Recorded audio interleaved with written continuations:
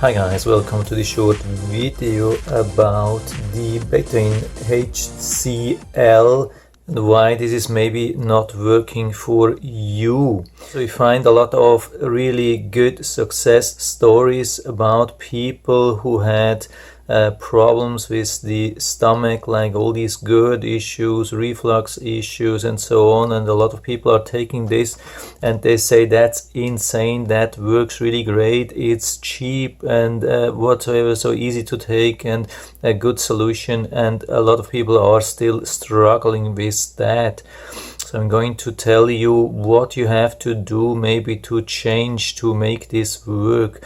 So why do actually people take this? The problem is when you're eating too much or too much junk food, or you're just getting older, then there is not enough stomach acid to digest your food, and then it sits too long time in the stomach, and at the end it has to go somewhere, so either it goes down or it goes up.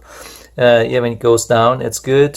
When it goes up into the esophagus, that's not good. So that's going to hurt and burn, and as long as you can feel the burn, that's actually good sign. When you have these effects for too long time, then it turns into something called LPR. You can't feel that anymore, and that's even worse. It's irreversible, so you better take action while you still can do something. Actually a lot of people, instead of that, they are taking something like this, antacids. A lot of people are taking the Tums. That's actually same thing from a brand. And what are they actually doing with that? They are exactly doing the wrong thing, actually. I mean, this is lowering the stomach acid, and the problem is then that you cannot digest these things anymore. Of course, it won't hurt whatever it comes up into your esophagus. When you have low acid, it won't hurt you anymore, so you can sleep and usually don't have a problem. And there's a reason why I have this as a really last resort option. I recommend to have something like that at home, but if you do the right things, you actually don't need that. So what to do actually? I mean, when we read the instructions here, they say take 1 capsule with food 3 times daily or as recommended, and so on and so on. So what actually means with food? A lot of people are just taking it during the meal or even at the end of the meal, and this is what I also did, and it definitely did not work. So it sits on top of your food, and then there's really strong acid, and whenever it comes up into your esophagus, it will hurt you even more, and that's not good. So what I have done, I have changed this to taking this before a meal. So right at the time when I start eating, I take 1 of these capsules with all the vitamins and minerals and whatever I take this right away with my first spoon or fork or whatever I eat, and then it sits at the very bottom, and then it can't hurt, and it still works, and it's awesome. So it's really a changer. So depending on how you take it, it can really be a change. And I mean, now I understand why so many people have been successful with this thing, and they are telling everywhere these success stories about this product, and it's really good, it's cheap, and I'm also now super happy with it. I had it sit on my shelf for a long time. I mean, I've tried it a couple of times, didn't work.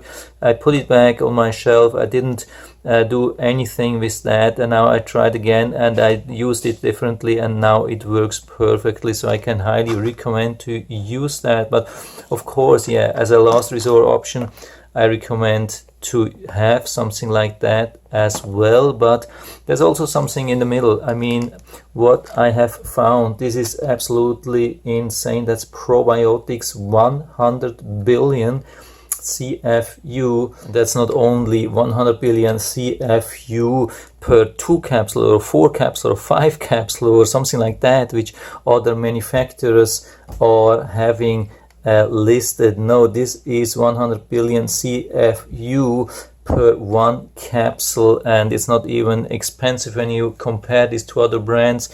You get 34 capsules, and it costs around $20 to $25, and this is absolutely insane. So if you forgot to take one of these and you realized you want to go to bed and you don't want to take something like that, there is usually still time to take something like that, maybe 1 or 2 hours before bedtime, and I highly recommend to use that instead of this, because this is totally wrong way. I mean, this thing is working short time, but on the long run you're hurting yourself a lot with these things. So I highly recommend to stay away on the long run from these things and go into the direction of using this, or at least this. And I will put down the links to these products definitely into the description, so you can check them out and order them directly from Amazon if you like them. So that's it for now. I hope I've been able to help you a little bit with this video. If you have any questions or comments, just write to the comment section below. I'm always happy to talk about these things. And if you like the video, give me a thumbs up, subscribe my channel. Thanks for watching, and see you next time.